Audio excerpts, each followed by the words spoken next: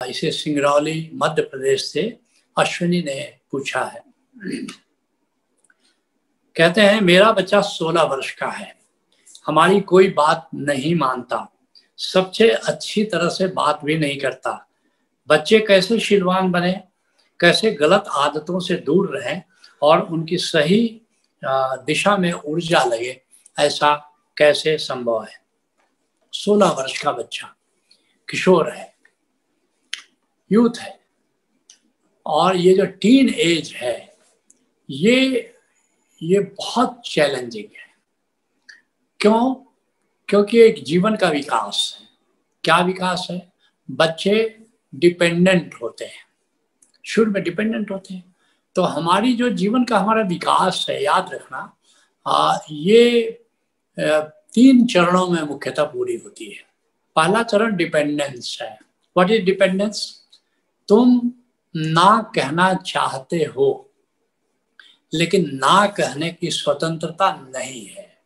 ये परतंत्रता की स्थिति है। अब बच्चा छोटा है, अपने पेरेंट्स को नो कह ही नहीं सकता। अगर चाहता भी है नो कहना तो नहीं कह सकता। एक डिपेंडेंस की जिंदगी जी रहा है, लेकिन उसके मन में एक बड़ी अभिलाषा पलती रहती है, काश हम भी पापा की तरह, जैसे पापा मम्मी को ना कह देते हैं, हम भी ना कहते। पलती है, स्वतंत्रता की वो तलाश कर रहा है।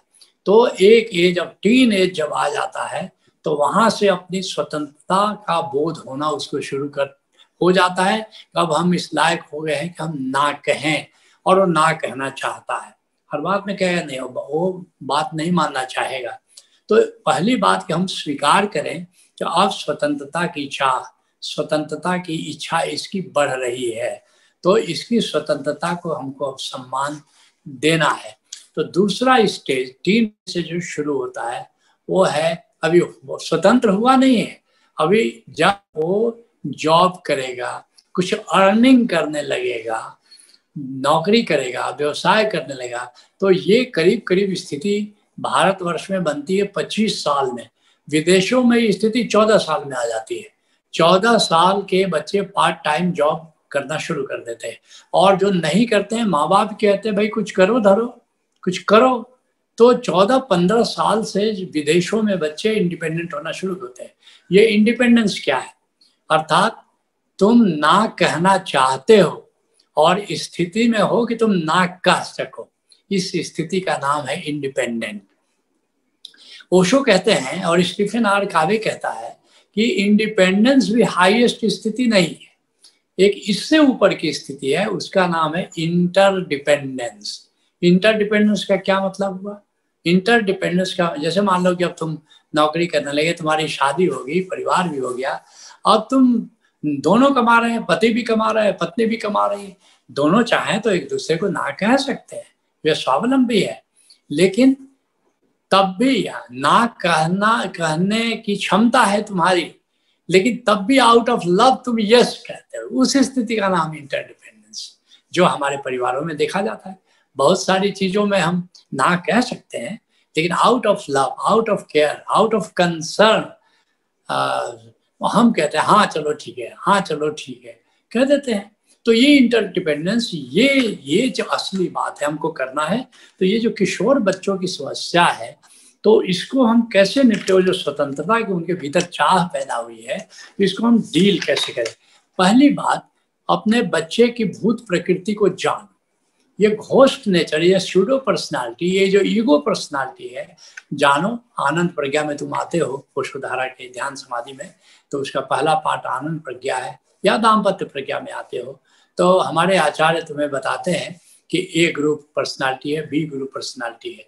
जो एक तो सभी किशोर बच्चे ना कहने की टेंडेंसी रखते हैं, लेकिन जो बी ग्रुप जो पर्सनालिटी है, जैसे you are wrong, you can not dominate, you are not justified, you can not, ये अगर ये इस कैटेगरी का अगर बच्चा है तो समझो कि एक तो करेला दूसरे नीम चढ़ा हो गया, एक तो बी ग्रुप ही है, ऊपर से वो किशोर वय का भी हो गया।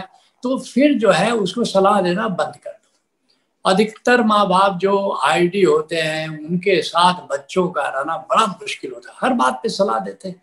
तो चलो ए ग्रुप का बच्चा भी अगर ए ग्रुप का है तो सलाह सुन लेता है, लेकिन टीन एज में वो भी थोड़ा सलाह नहीं सुनना चाहता। लेकिन B group you can not dominate वाला बच्चा हो तो बिल्कुल ही सुनना नहीं चाहता। आप जो बोल रहे हो आपका बच्चा बी ग्रुप का है, इसलिए वो किसी की बात नहीं सुन रहा है। तो बी ग्रुप वालों से कैसे व्यवहार करना है, आप अपने बच्चे से कैसे व्यवहार करोगे? आप आदेश मत दो, आप उपदेश मत दो, आप निर्देश मत दो। आप बच्चे को कहो कि क्या तुम ऐसा कर सकते हो, और बच्चा तुरंत राजी हो जाएगा। क्वेश्चन फ्रेम करके बच्चे से बोलो, सीधे मत कहो कि बेटा जाके ऐसा कर लो, बल्कि हमको टाइम नहीं है, पढ़ना लिखना है, कुछ करना है।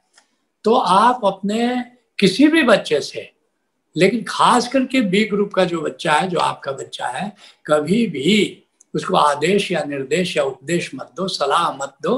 हाँ, वो कभी मांगे तो दे दो प्यार से, लेकिन सलाह देने के बाद कहो कि ये मेरी दृष्टि में ऐसा है, लेकिन तुम बड़े हो गए हो, जैसा ठीक समझो वैसा करो। और अपने बच्चों को सम्मान दो, रिस्पेक्ट द चाइल्ड। हम सम्मान नहीं देते, हम सोचते हैं ये तो किसी काम का नहीं है, और लोगों के सामने भी कह देते हैं कि इसमें ये बुराई है, वो बुराई है, ये बुराई है। Don't do that. आप बच्चे दूसरे के सामने खास करके बच्चों में जो क्वालिटी है उसकी बात करें, उसमें जो बैड क्वालिटी है उसकी चर्चा मत करें। और अपने बच्चे से आप सलाह लें देने की जगह।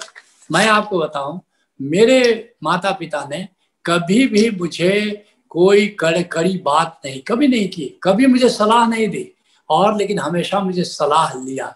जब मैं 7 साल का था तब से वो मुझसे सलाह लेते थे कि हाँ बेटा, परिवार के सामने ये समस्या है, आपको क्या कहना है। अब मैं बचपन से ही अपने आप को बहुत रिस्पॉन्सिबल समझने लगा। बच्चेपन में होता है कहीं जाकर के दूसरे बच्चे जा रहे हैं अमरूद चुरा करके खाने जा रहे हैं, मेरा भी मन होता था। लेकिन अब माता पिता इतना रिस्पेक्ट देते थे कि मैं तो कभी किसी बाग से अमरूद चुरा ही नहीं पाया, कभी कुछ नौटीपन नहीं कर पाया, क्योंकि इतना रिस्पेक्ट मेरा परिवार मुझे दिया करता था बचपन से। तो मैं चाहूंगा आप अपने बच्चे को सम्मान दें, और अपने बच्चों से जैसे ही आप सलाह लेना शुरू करते हैं, बच्चे अपने आप को बहुत रिस्पॉन्सिबल मानने लगते हैं, और फिर देखेंगे कि एक बहुत ही एक अच्छे व्यक्तित्व के धनी हो जाते हैं।